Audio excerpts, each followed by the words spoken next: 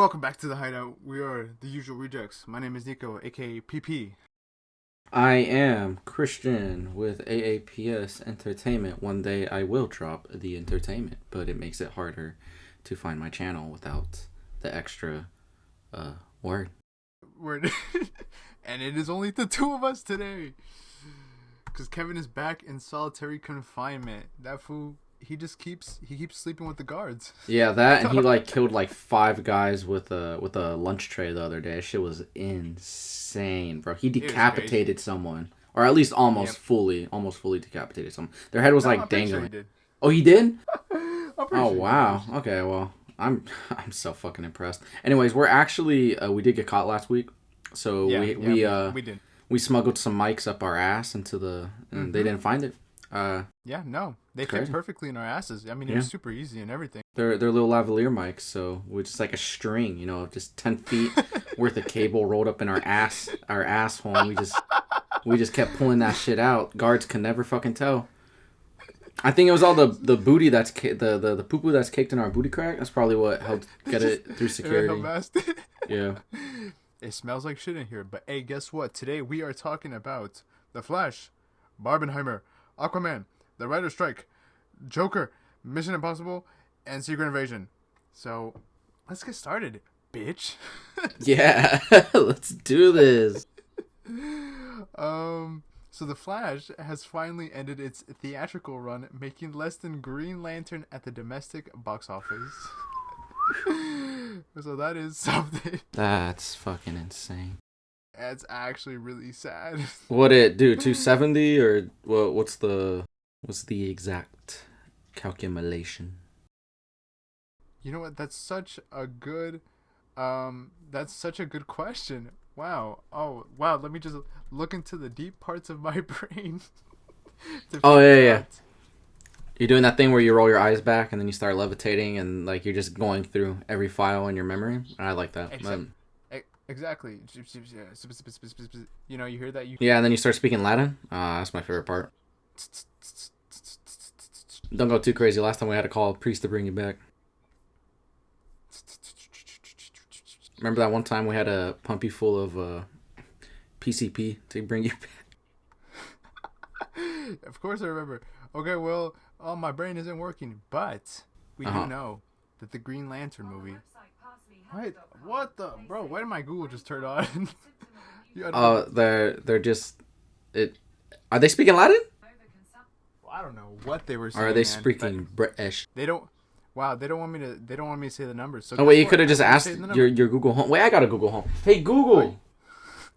How much did The Flash 2023 make at the box office worldwide? Let's find out. Let's see. Come on, Google, you got this. What you saying? She didn't fucking answer. Hold on, let's do this again. Hey, Google! Google! Cool. Man, they don't want us to know, but it's okay because we do actually have a box office number. Just hey, the Flash. Google! Christian, you still asking Google? Oh, it's telling me I'm not connected. It's not connected to the Wi-Fi. Man, shut the fuck up. Man, it's all right. We do have another box office number.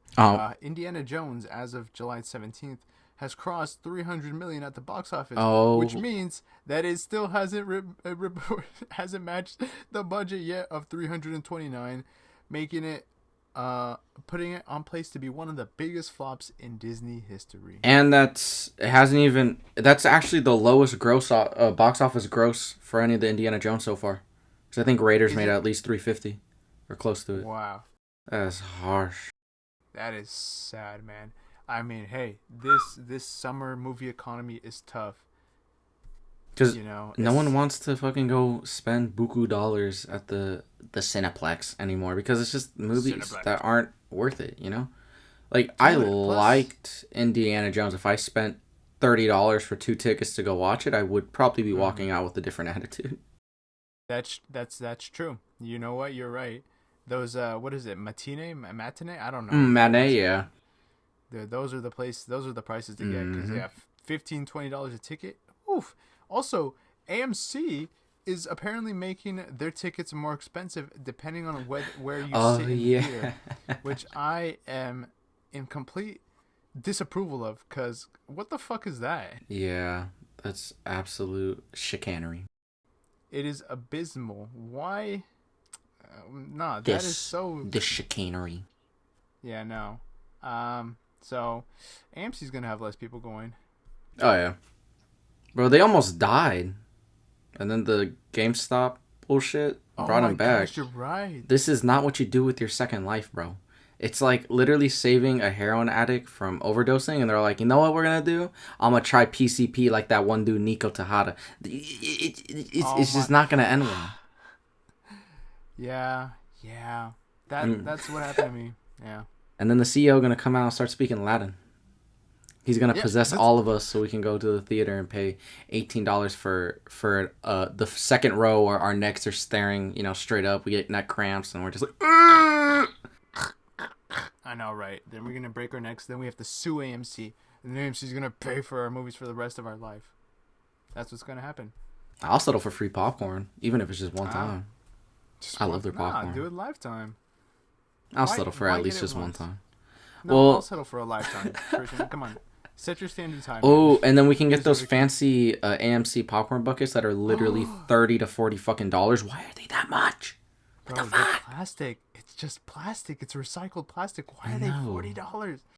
There was like the Thor one. They just had a Fast and Furious one. The Optimus Prime one. Yeah, that's good. Like, brother, chill. $40. Brother, chill. But those things, bro. Back in the day, them things were free, or at least cheaper than $30. I don't remember. Yeah. When I go to the drive-ins to get popcorn, they gave me they always give you a, well, at least for the one that like me and you, or you ever go to the drive-ins in our hometown? I've never been there. Oh well, the one there, they give you a free cool popcorn bucket like with your popcorn. AMC, what you doing? Yeah, no, come on. And the popcorn's cheaper, and it's pretty good. It's good popcorn. And it's oh my gosh, it's pretty good popcorn. They even sell pizza. They got the hot dogs. They got nachos. They got everything.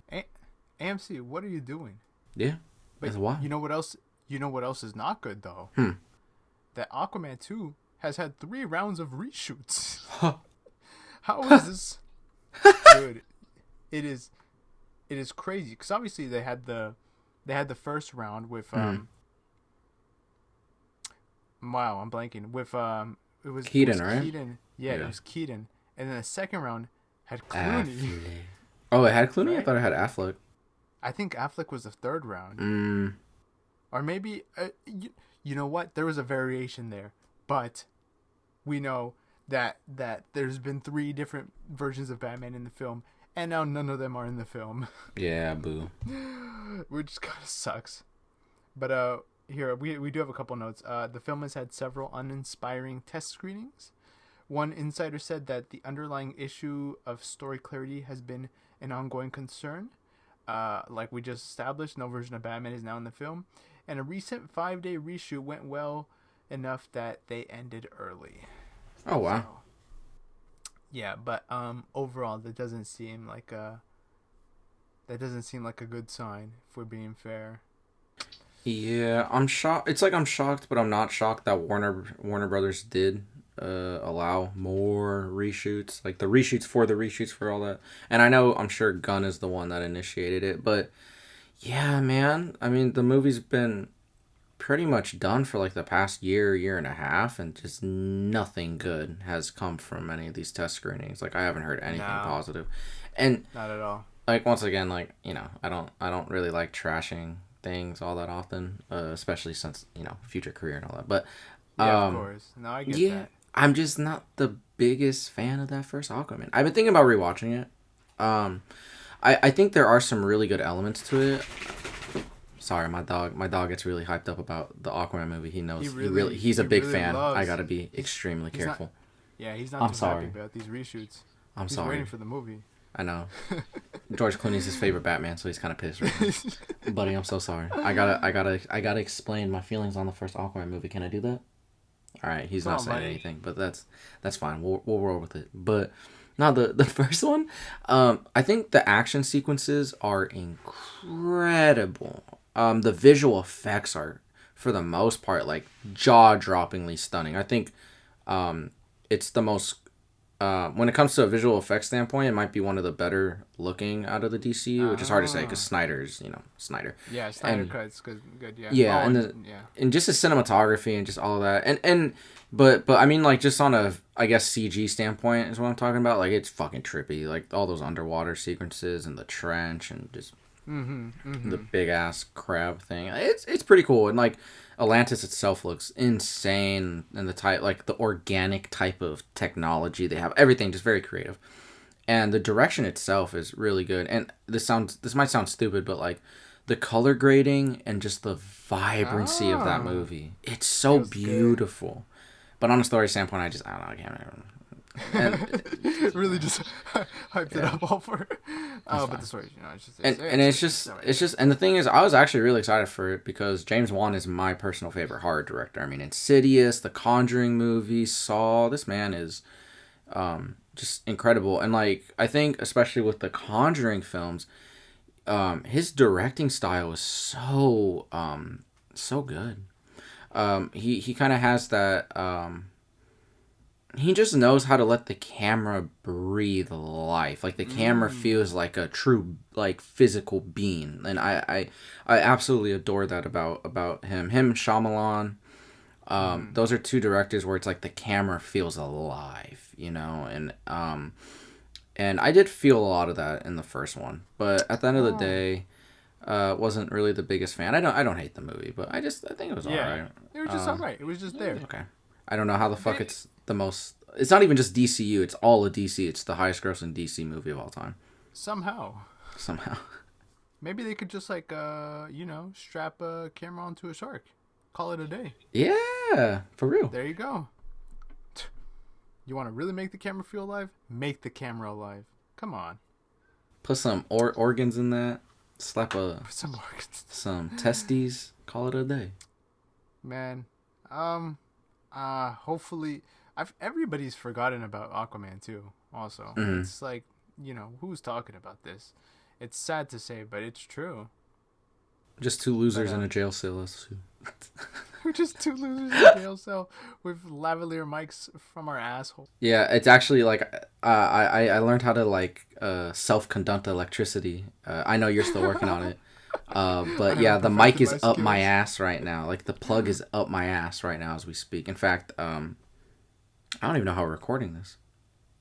I guess we'll find out after. It doesn't really matter right now. We just got to get through the episode, huh? We'll figure that out later. But it's you didn't bring an extra power bank in your ass? Oh, just me? No, because my ass is the power bank. Oh, your ass is the power bank. Wait. Okay. Hold up. Yeah, we got the recorder to my ass. We're good. All right, roll with it. Continue. But in other news, there's a little bit of controversy with Tom Cruise in several ways, might I add. Oh, really? Yeah. So, obviously, we know about the ongoing writers and actors strike, right? Mm-hmm. Well, some actors have shared their opinion wanting waivers so they can promote their films. Oh, yeah. And one of these actors being Tom Cruise, obviously, because his film Mission Impossible: Dead Reckoning Part 1, awesome, which we'll get to in just a second. I really do want you to talk about it, and I want to talk about it with you. Has just come out, obviously, but people aren't too happy about this because they're like, hey, that's kind of unfair. And one of these people's just so happens to be Bob Odenkirk. So my dad. Yeah, your father. My biological father. Your actual biological father. Bobby ain't too happy with what Tom has got to say. What side are you on? I know you're a big Mission Impossible man. I am, but Better Call Saul is the greatest television show ever made, behind Daredevil. Or they might just be both the best television show of all time. I can't make up my mind. But I actually know nothing about this. Hit me with it. What's happening? Yeah. So, I mean, what do you make of that with some actors wanting waivers from the SAG to promote their films? Okay, well, I was hearing that the SAG was granting... It was very odd, the ones that they were granting permission for certain films to go back into production during the strike. Which kind of makes me go, what exactly is going on. Speaking about Bob Odenkirk, they must have had like a Saul Goodman on their side to like press their case, because why the fuck is a no offense, like once again I actually do like what Rebel Wilson. She's really funny, but she has like some new comedy movie that's like super like low budget, super like no one's radar. Like why are like what's the name of the film? I don't even remember. Let's find out. Rebel Wilson. Okay, you keep talking while I recall in my mind. So like I don't really get that, but then they approve. I think I hope I'm not. I hope this one. I think this is real. It's like Anne Hathaway. Anne Hathaway and oh my gosh, why am I blanking? All right. Matthew McConaughey. Like romance movie. Like that makes sense. The green light. That's a little bit of a bigger. Those two together. I guess I'm just kind of confused. Like one, why are they doing it? And two, what is determining what projects get to be greenlit? Because it seems like they've greenlited quite a few right now. Like not even just like one or two. Like it seems like a good amount. I mean, I could be wrong about that, but from what I remember reading earlier, like way earlier in the week, it's probably because of the budget. I want to assume, and also the Rebel Wilson movie you're thinking of is his senior year. I think that's the one you're thinking of. That's her latest film, 2022. Yeah. Is that to promote or is that to go back into production? No, the film already came out, or maybe I could be. Oh. Wait. No, David Lowery's Mother Mary and Rebel Wilson's comedy Bride Hard among. Mm-hmm. Oh no, not that film. Upcoming film. My bad. Yeah. I see what you're saying though. Her upcoming comedy Bride Hard. Among films granted waivers. You're right. This is very odd. I guess my point isn't necessarily to degrade the project or any of the projects. That's not my intention. But I think what I'm trying to understand is they're kind of all over I don't know if they're going to be all over the place or if they're going to be consistent with this is the type of genre, this is the type of budget. I'm just kind of trying to understand what the thought process is behind greenlighting things right now. I mean, it's also, there's so many discrepancies because this report I'm reading also claims that actors can work on short films with a budget under $50,000 or live-action micro-budget productions under $20,000 or independent new media productions with an episodic budgets under $50,000 and student films. So it really is just all over the place. It is, there's a lot of miscommunications from what I'm seeing. But like I said earlier, Tom Cruise is one of these mans that is on board with this, and obviously your father, Bob Odenkirk, Jimmy McGill, is not too happy with this decision by Mr. Cruise, and of course Mr. Cruise is he's already had some troubles with his Mission Impossible film. Obviously, we had reports a couple weeks ago that he was not too happy that Oppenheimer was being played in IMAX more than his film. Mm-hmm. His film was only going to be played in IMAX for the first 3 weeks, I believe, is what the report said. But still, either way, he was not too happy about that. And as Tom Cruise does, he's Tom Cruising his way into the media. Oh, he cruising it. He cruising it. That was a good one. Yeah. No. But cruise for Mission me. Impossible. Cruise for me. Reckoning. Whoa. Continue. Whoa. What? Whoa. Continue. What was that? Hey. What? I didn't do anything. Continue. Bob, we gotta get Bobby Bob. Boy. Somebody call Saul. But yeah. No, didn't we call him? Aren't we waiting for him right now to get us out of here? You're right. We are waiting. Should we tell him about the booty mics or what? Wait till he hears about the booty mics. He'll love it. He'll love it. He'll be like, got him. Tom Cruise. It's so weird. I mean, because he was also in June, he was present in a negotiating session between the studios and the SAG FAR AFTR, where he urged studios to hear out their concerns about AI and stunt performers. So this man, I don't know, and let's talk about Mission Impossible. What do you think of it? What are your thoughts? I'm kind of before we do that, I'm kind of confused. So so I heard about that he did go to the studios to talk about AI, stunt stuff, acting, all that. So what exactly did they say that was like controversial? In terms of AI, I'm not entirely sure. Obviously, I know about stunt work. We know he likes to do a lot of his stunts, but he also likes safety insurance, right? Mm-hmm. I think when it comes to AI, I think it's a matter of how AI is used in the film, because his new film, Mission Impossible: Dead Reckoning Part 1, not sponsored, but if you would like to sponsor us one day, that would be fantastic, Tom. I need to buy some more cheese. Includes some AI. Does it not? Oh, it does. So, like I said, man, this man, he's out and about. He's everywhere. That is true. I mean, I do agree with everything he's saying, though. Wait, so what did Bob Odenkirk say, though? He basically said, like, yo, it's a strike. You got to strike. You win some, you lose some. This is a time where you lose some.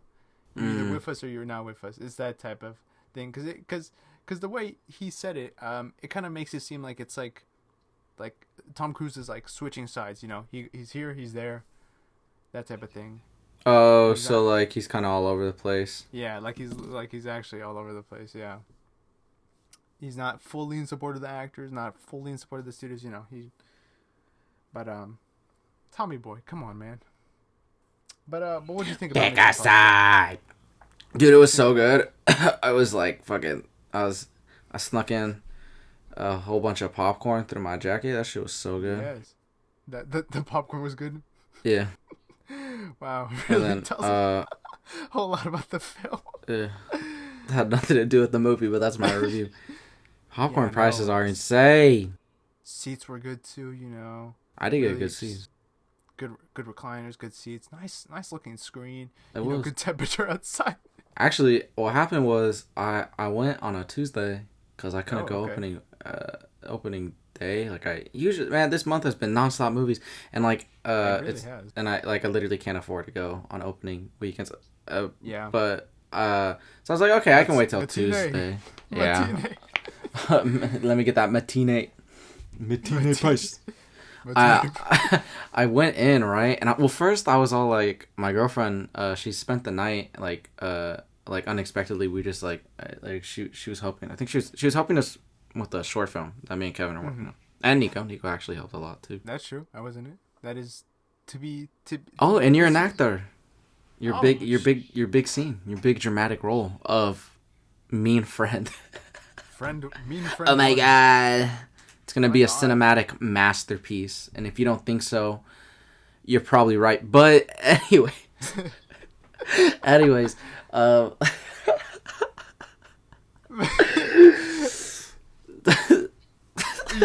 going to talk or not? Anyways, I was like, hey, baby boo thing. And she's like, stop fucking calling me that or I'm going to break up with you. I was like, all right. I was like, I know you're not a Mission Impossible fan. And you think they might be boring. First of all, you're kind of wrong. Second of all, third of all, third of all, and then fourth of all, I was just like, look, how about this?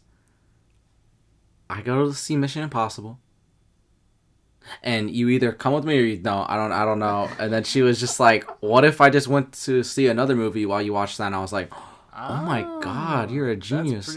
Pretty smart. So move. I bought her tickets to go see Spider-Verse again because she loved it so much.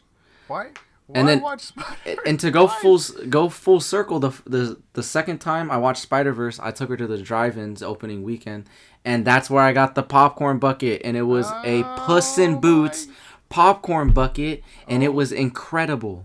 Anyways, so I get her tickets for Spider-Verse. If you want the review, just skip ahead. Why are you listening to this still? Just skip ahead if you want the review, dumbass. Go.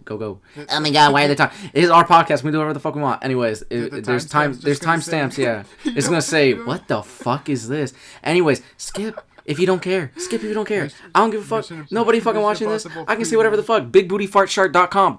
Anyways, so basically, I bought her Spider-Verse tickets and I bought my Mission Impossible ticket. The theaters were right in front of each other, so it was like a cute little semi date night. Aww. But not at all. Not even close though. Not even close. So I went to go watch it, and it was empty, bro. There was only 3 other people in my auditorium, and I was like, this is nice. I got the perfect seats. I was very happy. And then, I kid you not, literally, the movie's about to start, and the entire auditorium got packed, and I was like, what the fuck? And the same thing happened to my girlfriend's theater, too. But how does that... What? Dude, I don't even know. It was crazy. But anyways, review of the movie, it was good. It was really good. All that build up. Yeah, we have other topics. All right, move on. I'm just kidding. Bro. Actually, to give a true review real quick. Okay. Yeah, the movie does handle AI, and obviously that's like a very over redundant plot point, but it's the way they go about it is so smart, and it's really like just innovative, and I mean that's what the franchise is, right? I feel like it innovates itself. Like every movie is better. Most people are saying this one's better than any of the other ones. I would actually say Fallout is still the best. Really? Mm-hmm. Mr. Cavill, man. Mm-hmm. That mustache carried one movie and destroyed another one. All right, now I didn't there's more to that than that fucking mustache, but yeah, I think what in the case of this movie, which it's doing really good at the box office right now. I'm very, very happy about that. I mean, it opened with $235 million worldwide on a budget of $290, so that is a great sign for them. $290? No, wasn't it 190? No, we have a $290 budget. Jesus Christ! What are all these movies with these budgets? You don't need it, really? Yeah. God damn. Yeah. Anyways, these action scenes were awesome. You know, as someone that really likes the Fast and Furious franchise, and I really like the last one that just came out, it's like, I've always said this, the Mission Impossible movies are like what Fast and Furious wants to be. And I'm saying this as a big fan of those movies. And what's fucking hilarious is Mission Impossible has kind of done, this movie specifically, Dead Reckoning, has done a lot of things that have already been done this year by other movies and have just done it like better. Like Fast and Furious did this entire car chase in Rome, which was actually really good. It was a good scene. They did it better in this one. They have like this whole train sequence. Indiana Jones opened up with the train sequence. I'm pretty sure I saw this in one of the other episodes. I enjoyed the first opening 20 minutes, but I'm not like really horny for it like everyone else was. I mean, it was alright to me. It was just way too much CGI. I know that is a big complaint. I know everyone is saying that, but still, I don't know. I feel like people are still like, oh my god. I was like, nah, it's just fucking straight CG. I could not. And then this train sequence, there's a train sequence at the end of this movie that is fucking insane. I like such an insane amount of practical effects mixed with CG, and the CG looks fucking incredible in this movie. There's only literally one bad CG shot in this entire movie, and it's some CG gas, which doesn't make any sense. I feel like they could have done that for real. Yeah, I feel like okay, that's good to hear though. It's good news. I mean, a lot of the film is obviously practical, or as practical as it can be. Obviously, there's that practical as these booty mics. Ooh. There's that famous shot of Mr. Cruz jumping out of the bike midair. Yeah, right. That shit was insane. Over a long time, which is pretty crazy. Well, that's good to hear about the film. That is good that it is that you enjoyed it, because guess what? Only your opinion matters, Christian. That is true. Nobody else. That is very true. You're the one who watched it 235 million times. Mm-hmm. It was all you, right? Yeah, that's why I'm broke. That's why I can't afford no more opening weekends. I spent all my money on that. Actually, the guards were really nice to let us out for that. I know you were like on cleanup duty, but they let me go. I was really happy about that. They let you go. Yeah. What? Yeah. What is That's this, man? I just let them get a whiff of my ass, and they were like, okay, and then I can say whatever the fuck I want. This is our podcast. Well, they couldn't let go of Masters of the Universe. Why do I bring this up? Oh, thank you for asking. Well, no, I didn't ask, but okay. Has spent over $30 million on development costs for their Masters for their Masters of the Universe movie. Before, guess what? Canceling it Meanwhile, they claim they don't have enough actors to pay actors and writers fairly. But guess what? They also claim that Red Notice is like the best film of all time, and it made the most amount of money ever. So what does Netflix know? What does Netflix know, man? We just know that they just lost $30 million. You know what I just found out today? Well, first of all, actually, I mean, there's nothing much to say about that. That is fucking stupid. $30 million in just development stuff? Yeah. Development costs. Jesus Christ. Insane. But I just found out today that last year, 2022, they had over 900 originals, movies and shows that were put on the platform. Can you believe that? 900? Over 900. I thought I heard that wrong. And no, it's over 900 fucking originals. What the heck? For just 2022. Holy shit. That is absurd. I'm being serious right now. Name one original series that you watched that was new. That was new for 2020. Okay. See, that was new? That's a hard question because that don't exist. I feel like, Wednesday? You saw Wednesday, right? Yeah, I saw Wednesday. Okay. That's like the only one I remember people talking about, but let's see. Yeah, and that's the only one that people talk about. I don't know any other ones. I don't know any other ones. I mean, obviously you got Stranger Things, but that is, started a while ago. Like these are I think this was new originals. I could be wrong about that. I'm probably wrong about that. But still, like, wow. That is sad. So they spent literal billions, probably. There's no fucking way hundreds of millions. They probably spent like $1 billion or $2 billion on just shit. And yeah, for what type of return? For one show. And Stranger Things season 5. But it's okay because Red Notice made it made $1 trillion billion. So right? A good return on investment. Yeah. Well, I want to kiss The Rock's bald, juicy head. Yeah, man, Netflix, they're in a bad place right now. But then again, they also put themselves there. Yeah. Because, we know what's going on with Netflix. We do. Yeah, we're whistleblowers on Netflix. We're what? We're whistleblowers on Netflix. Yeah, we're nothing to them, literally. Yeah. That's Netflix. Sad. F you. Come on, but damn, 900. Oh my gosh. Hey, we should be careful. Actually, I do want to make something for Netflix. Hey, Netflix, I love you, and I'm a frustrated fan. That's my point. We are frustrated fans. That's what it is. We are just frustrated. It's coming from a place of love. Constructive criticism. It's constructive criticism, and I believe in you guys, and I believe you guys are intelligent people that could figure out what's happening. So just get your shit together. Make 20 Wednesdays and 20 Stranger Things, and don't repeat what you did to The Witcher, and learn and let love pay us and pay all the other pay everybody too, and pay everybody. You got this. And break. Braun, the studio behind Joker, Judas and the Black Messiah, and The Idol, has filed for bankruptcy. The what with the huh? The Bronze. The Bronx? It's like the Braun. We can never go to the Bronx ever again after that. Yeah, the Braun. And, the studio, like I just said, Joker, Judas and Black Messiah, The Idol. The Idol starring famous hit actor The Weeknd. Didn't he get an Academy Award? No. No, yeah, that one time he played Forrest Gump? Oh, yeah.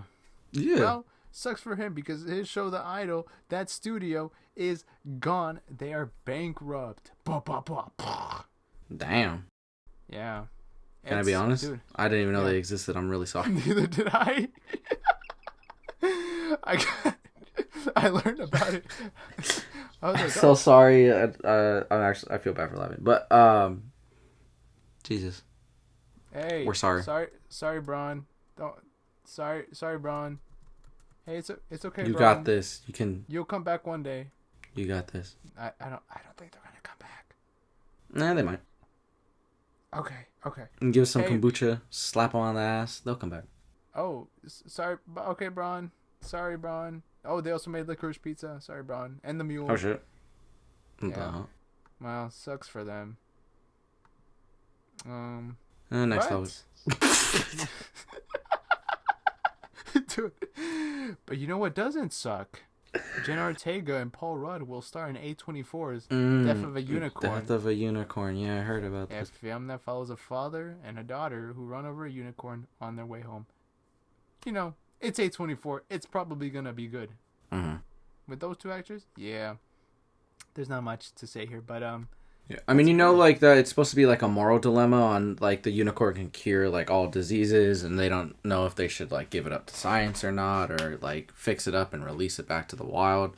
Because that sounds about right for that type of film. Yeah, that sounds fucking awesome. I think I'll be checking that out. Really awesome. I love A24, man. Like whenever I get those sickening feelings from just like there's nothing original, I just put on an A24 movie, or I just watch something from like the 70s. Yep. Yeah. Or I just watch Star Wars and I feel better. You know what the best feeling is? You turn on a movie and you see the A24 logo. And you're like, oh, this is going to be good. This is going to hit. You know you're either going to walk out scared, disturbed, or have a mental breakdown, or maybe all three, honestly. Emotionally distraught. All of it. Yeah. They make the scary movie. They do make a lot of things. You know, I watched The Lighthouse. I watched The Lighthouse with my parents. That was oh my god! You see, I didn't know. You know where I went wrong? Huh? I just saw the plot and I was like, oh, this looks like an interesting silly little movie. Silly little indie film, a cute little thing, right? And then I turn it on and I see the A24 logo and I go, oh hell no. Oh, fuck. Hey, you did watch all of 13 Reasons Why with your mom. So, I mean, if you can get through that, I think you could actually get through it. That's true. But you know what? 13 Reasons Why, we hate watched it, man. I'm sorry. My mom and I, we saw the first season. We're like, okay, this is pretty good. And then it just progressively just got worse and worse. And then by the end, we're like, we have to watch just to finish. No offense to any motherfucker that worked on it, but that is a horrible depiction of mental health and just... kids so in high school. Yeah. Incredibly. Like I said, the first season was actually pretty good, but then it really I mean, if you like the show, shame on you, but just next topic. Yeah, I know. I mean, this, you know what the sad part is? This all ties back to Netflix because I feel like Netflix pushed for the other seasons cuz oh yeah, I'm sure that the author was not in approval of the show, and obviously, what can the author do? And this also happened with Cowboy Bebop, the original author director Shinichiro Watanabe, right? When they finished the first episode, they had sent it to him, and he said, "Hey, this is not Cowboy Bebop," and the studio said, "Oh well, we're gonna make the show." And he's like, "All right, I still get paid." Now the show is canceled. Cool. Yeah, no, I've seen clips from it. It's pretty. I mean, there's some interesting things, I guess. Like the casting was pretty good. Yeah. The visual effects looked alright from what I've seen, but it's just retelling the show. So it's like, what's the point of doing it? I don't know how I felt about Vicious though. Vicious felt like an actual cartoon character. Yeah, but I don't know. I could take or leave Vicious. I like that they try to give him more of a character.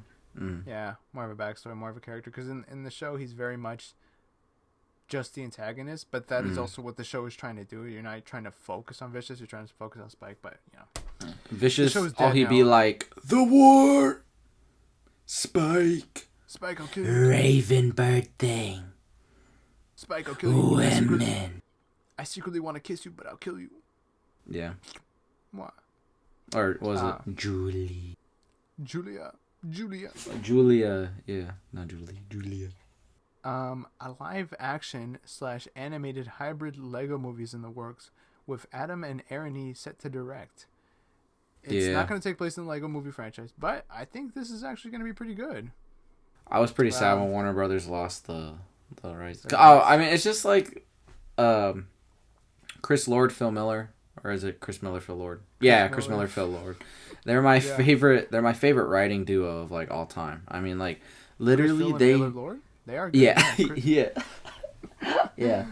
They're literally like the kings of like this sounds like a horrible idea. All right, let's do it anyway. Like, there's not been like a single project they've made where people are just like, yeah, and not just that. Like, the big one is like, there hasn't been a single project where people haven't like shat on them. Like, what the fuck is this? 22 Jump Street? Why would you fucking remake that?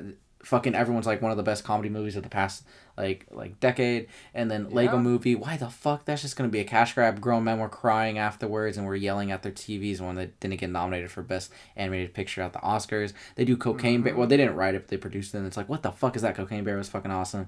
They go and do Spider-Verse. Everyone's like, what the fuck is this? And the Spider-Verse is literally like one of the greatest Spider-Man, greatest animated, greatest superhero films of all time. And then they go and Mitchell versus the Machines. The marketing was so bad for that. That movie was fucking incredible and made me so fucking teary-eyed. My girlfriend was crying. It was just a good fucking movie. Nobody fucking movie. Sadly. Oh, yeah, it's on Netflix. It's really... Oh, I think it's on Netflix original. It's a really, really good movie. Really, really touching movie. The animation is very nice. I think you would like it. By next week, I'll watch it. By next podcast, well...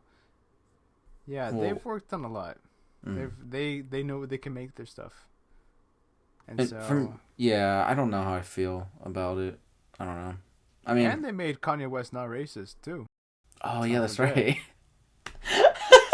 They didn't make him. They made him un-anti-Semitic. Good job. They single.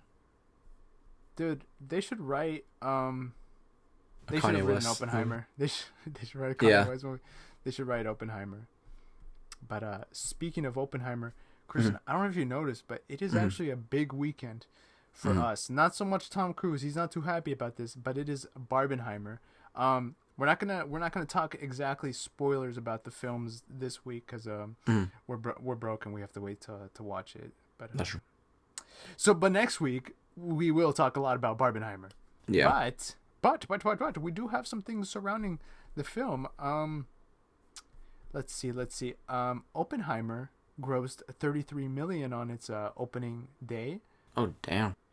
Yeah. Damn. Yeah. But Barbie has grossed $150 million. First day? Yeah. Barbie's making some bank. Oh my god, that's insane. Dude, Barbie is making bank. But guess what? They're both gonna make bank. Let's be honest here. These two films, the marketing has been incredible, right? Because if you think about it, Barbie has had a higher budget, marketing budget than Oppenheimer. But Oppenheimer has gotten free marketing because every time you bring up Barbie in the conversation, you bring up Oppenheimer. Exactly. So that is great. Also, I wore a suit to Barbie, and I'm gonna wear a Ken outfit to Oppenheimer. Oh yeah, I saw it on your Instagram. Yeah. But which one, in your opinion, do you think will be better? Probably Barbie. I mean Oppenheimer. Even though I do think Barbie will be a good movie. God damn it, dude! I'm like so mad. Okay, so really big movies I like to watch like literally Thursday night opening. Like literally like I like this whole $5 Tuesday thing. I usually only save for movies that I'm like, like in Indiana Jones. Like I wasn't really sure if I was like, do I really want to fork up? Yeah, $15 opening night. So I was like, I'll just go. And I paid $8 to go watch it. No. I paid $5 to go watch it by myself on a Tuesday. That was fine, and I had a good time. I had to go pee halfway through the movie, and I missed the part where they were like, "Oh, your son died in the war," and I was like, "Oh." But I really needed to go pee. It's okay though, because you peed. You know, you had to let out. You had to let out those intestinal fluids. Oh yeah. But I had tickets for Oppenheimer on Friday. IMAX too. Fucking incredible fucking seats. And then I had a fucking emergency, and then I couldn't. I had to fucking cancel the fucking tickets, so I didn't get to fucking watch it, and I'm like actually fucking livid. I mean, granted, the only thing that like I'm not. It's like you can't really spoil. I mean, like I already know like. You already know the plot. It happened a while ago. It's a real thing. So it's like I mean I a while ago I remember just looking into it. Don't spoil the ending. Yeah, don't spoil the ending, guys. Shh, don't spoil the ending. like Oppenheimer, like, you know, those stupid fucking posts, like, when was it? Carnage, when they did the whole no spoilers, and then every fucking time a movie comes out now, everyone does like one of those fucking posters. No spoilers to this movie that is totally not a real event. But anyways, I'm excited for both of them. I think I'm gonna just go watch both of them on Tuesday. I got 27. Bro, going back to the beginning of this, for me and my girlfriend, 2 tickets at 10 in the morning. 10 in the morning. Not even nighttime. 10 in the fucking morning. Take a guess how much that cost me. $20. $27. $27. You hear it here, folks. I was like, what the fuck? Immediately bought it. I like, seriously though. No, I mean, my girlfriend got to go. She went to go see it with her sister, but she loved it. They both did. They really loved it a lot. They had a great time. So I think the thing is, I love Nolan so much, and he's your favorite director. Yeah, he is. He is my stepdaddy. Bobby Boy's my biological father. Nolan's my stepfather. And then Charlie Cox is your uncle, right? Oh yeah, no, and then Tom Cruise, he's my little cousin. I remember back in the day that little fool be running around the dining room table on Thanksgiving butt ass naked, doing cartwheels, being like, I'm gonna jump on a plane one day, and I would just grab him by the head, give him a little noogie, and be like, sure the fuck he will. And hey, you know, some might say having a podcast with 20 subscribers and talking about mics up our ass might just be a more successful career than what he, you know. Some could say that. Some would say that. Some could say that. But you know, I'm not like jealous or anything about that. It's just I would really like that money, and sometimes I ask him, like, can I just have a little bit? And he doesn't give it to me because I gave him those noogies, and I really wish I didn't make fun of him when he was a kid, because he's just so grown now, and I really want his money, and Hey, it's okay though, because Christian, let me tell you why it's okay. Let me tell you why it's okay. Calm me down, tell me. Because unlike Tom Cruise, and I'm being the most sincere when I say this, he cannot. You know what he can't do that you can do? He can't charge a lavalier mic up his ass. You're goddamn right he can't. I can. You hear that, me. Tom? And I got a recorder up my fucking ass. Let's see you do that stunt, baby. Let's see you do that stunt. Let's see you do it.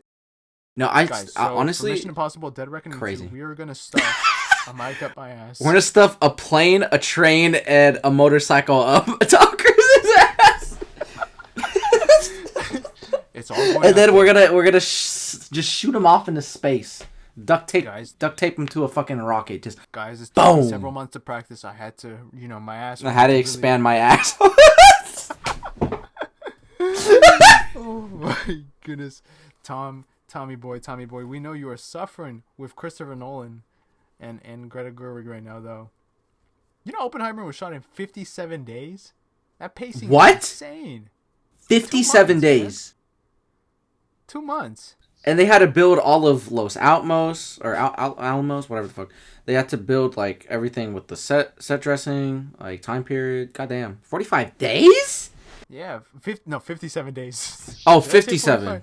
2 months. 57 days? Still crazy. I know, right? Also, Matt Damon, he told his wife that he was taking a break from acting, right? And he said that the only way he would go back to work is if Christopher Nolan called. And guess what? As he said that, guess who called him? Christopher Nolan. He's like, I got a precognition that you would like to be a part of one of my films again, because last time you got 5 minutes of screen time. This time I'm thinking about giving you 7. No, I know he's like not second lead. Is he? Have you seen it yet or no? I have not seen it. I'm watching it tomorrow morning. Oh, okay. I almost went today to watch it, but I'm just burnt. Yeah, I think I'm just gonna wait till Tuesday, but I will go watch it in IMAX. I'm not gonna cheapen out. I'm gonna go watch it in IMAX. Watch it in IMAX. That's good. That's good. That film deserves to be watched in IMAX. 11-foot roll of film for that film. Yeah, it's breaking the projectors. And like a 500-pound IMAX camera. They really. You know what I find funny? Huh. The whole movie's shot in IMAX, right? Which the only other movies that I've ever done that are Infinity War and Endgame. This is the third. I'm pretty sure there hasn't been any other movies I've done it since, but they were also the first ones. I just find it funny that there's like sex scenes in this movie shot in IMAX. Like that's actually fucking hilarious. Dude, that's quality. That's cinematic. Those loud ass cameras, and Nolan's like, and action. It's like,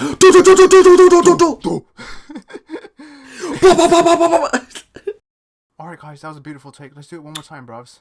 Yes. Also, we're trying to wrap this up fast, so, darling, I love you.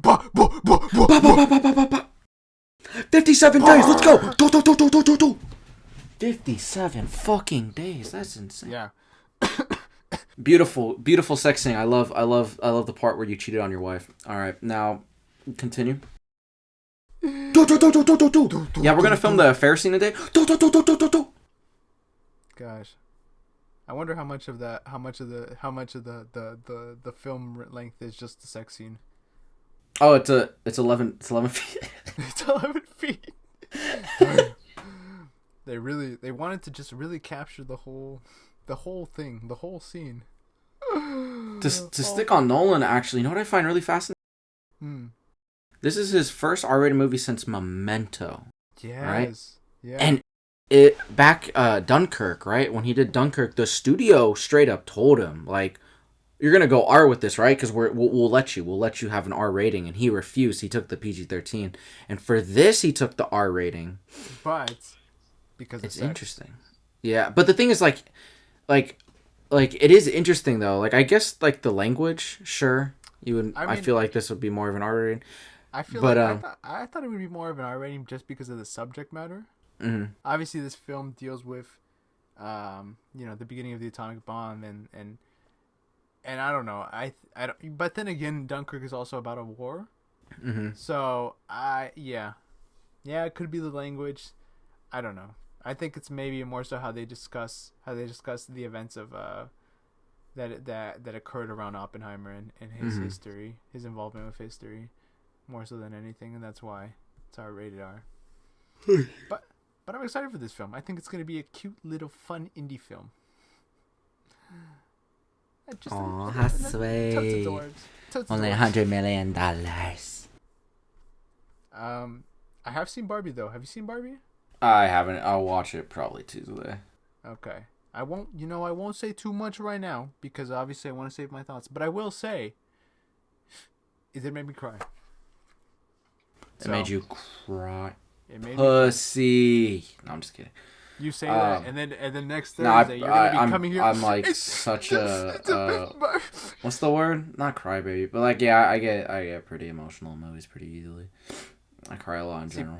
But I don't cry a lot, but that film got to me. Even though lately my emotions have been, that's a whole other discussion.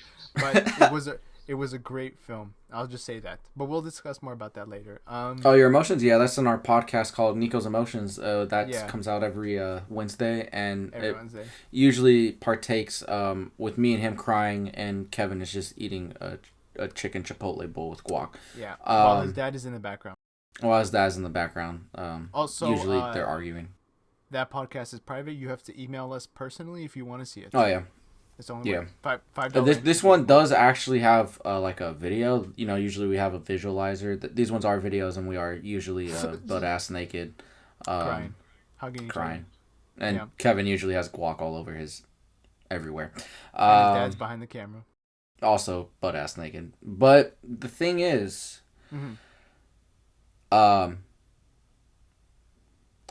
if we don't get Kevin to cry soon, I don't know. We might have to cancel the podcast. We try to get him to.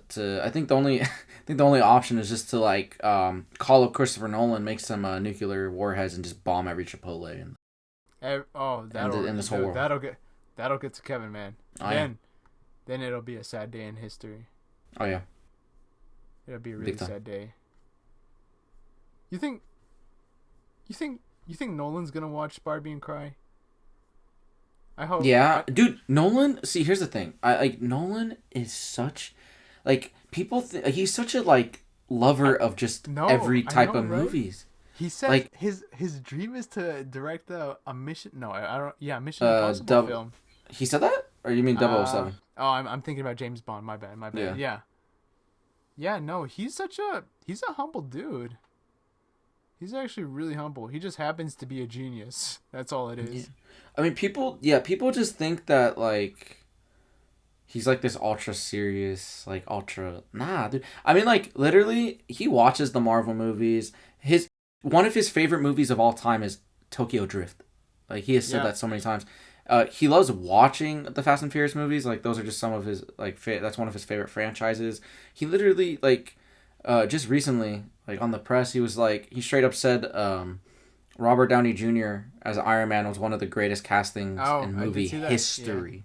Yeah. He watches shit, man. It's not like he's not unaware. And it's and he's not ultra serious, and that's why I really like him. It's here's this guy, right, who just makes the most brilliant, thought-provoking, sexy, erotic movies and is considered one of the greatest filmmakers of all time. He's yeah, Tokyo Drift is one of my favorite movies. Unapologetically, it's just yeah. I love the Fast and Furious movies. Oh yeah, Marvel's pretty good. He does things. He does. He's a boy. He really is. I saw in a Wired interview with him and Robert Downey Jr. and it's just 8 minutes of him laughing. Yeah, I saw that too. It was pretty funny. Really yeah, it was funny. But you know what isn't so funny? Secret Invasion. The last episode comes out next week, but obviously next week is mostly going to be dedicated to Barbenheimer, and the show is also coming on Hulu. Do you mind if I tell you about the show? Yeah, I haven't seen any spoiler stuff for this episode yet. So, just to catch the audience up if they're new. Okay. Who the fuck to these to nobody that's watching. Hello to nobody. Yeah, if anyone's fucking listening to this. This is a time capsule. Yeah. If you're listening to this right now, help us. Please. We're emotionally and physically unstable. Please help us. That is very true. I just had to break out. If you don't know what yeah, me too. If you don't know what Secret Invasion is, well, you're not missing out on much. Basically, it's just about Nick Fury and the Skrulls, and it has nothing to do with Secret Invasion from the comics, because Secret Invasion from the comics is actually a really cool storyline, which they told the director not to read. Oh yeah. Jeez. And so the show itself has been very boring. I've got to be honest. Yeah, I've skipped. It's not been. I can't say it's the worst thing I've ever seen in the world, but especially for the budget, it has not been good. I mean, for example, there's one scene, and this, this is a spoiler. You mind if I say it? Yeah, I don't give a shit. Go ahead. There's a scene where the president of the United States of America has been shot in foreign lands, and he's being rushed into a hospital. Now, in the hospital, there's only 3 people. There's the doctor, nurse, and Nick Fury. And then, 4 people, including the president. How in the world, RIP. if the president of the United States of America is shot in another country, would security not be all over him? Would this hospital not be in disarray? Why is there... Yeah.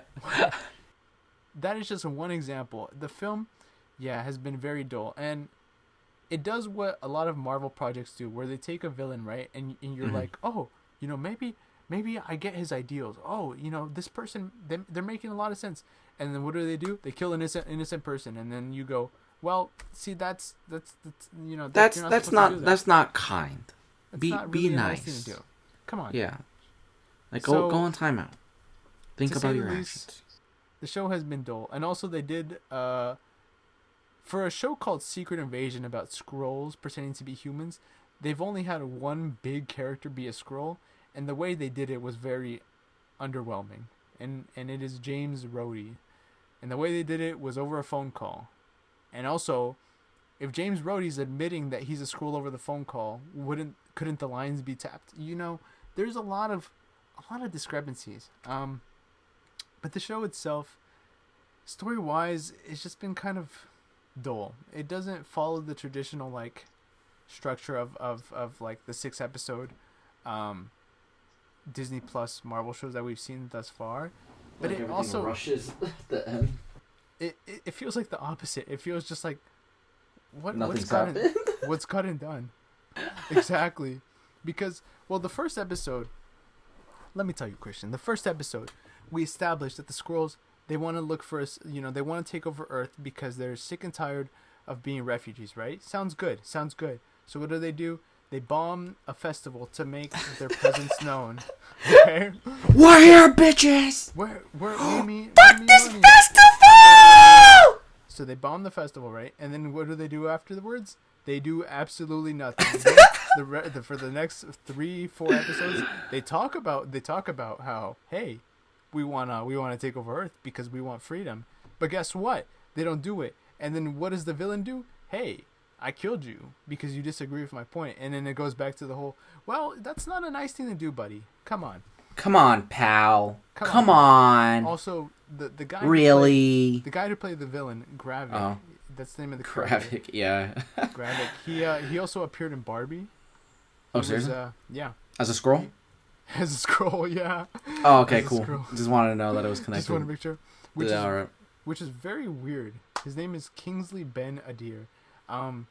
It was really weird seeing him in Barbie because as Gravik, he's very serious. I'm a Skrull. I kill people. I bomb festivals, bitch. What you gonna do? Festivals. I'm not a nice guy. I'm not afraid to say I'm not a nice guy. But then in Barbie, I'm kind of cranky. He's kind of cranky. But then in Barbie, he's all like, "Hey, I'm a nice guy. I'm not cranky at all." You're like, I had 12 espressos today.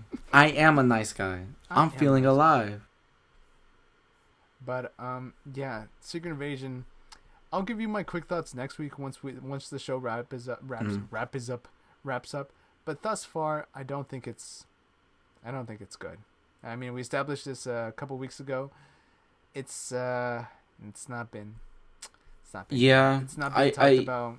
Yeah. It's not. I mean, do you know how low the first episode viewership was? I believe it was the lowest rated Disney Plus Marvel show out of all. It was 700,000. Ooh. Yeah. Ew, that's rough. And this is actually the first MCU project I've skipped. Wow. Like ever. Like I think a lot of people right now, and we're seeing it with everything, there's finally an uprise in what people are going to be paying for. And I feel like streaming services, studios, if they're not giving a particular amount of quality, these audience members aren't stupid anymore. And I think we just got into a place in society, especially in America, and I'm sure the entire world, for fuck's sake, after COVID, everything has just gotten so ridiculously fucking expensive. It is so hard to live anymore. Mm-hmm. Yeah, especially here. For the most basic human needs. So why the fuck am I gonna spend $20 for a Netflix subscription every month? Like, you have to prove to me that it's worth it, which it might be more than that now with the password sharing shit, and maybe they upped it just in general, but like, yeah, I get exactly what you're saying though. Yeah, it's bad times we're living in. Speaking of bad times, oh my goodness, the guards are on their way. They found the mics, Christian. They're not gonna like it. It's stanky. Okay, quickly, just unedit. Just don't edit this. Just slap it together. No visualizer. No. Nah, we can do a visualizer. Nah, we'll do a visualizer. We'll talk to the guards. We'll give them a little talk. We'll give them a little pep talk. We'll talk. Yeah, we'll call up our friend DJ Khaled. Yeah. Plastic man. Plastic man. But that's all good. But thank you for listening. I have been Neco, aka Prince Productions. And I have been Cornelius, APS Entertainment. Thank you. And Kevin has been in solitary confinement. So we will see you guys next week. All right. Bye. Wait, I just got to...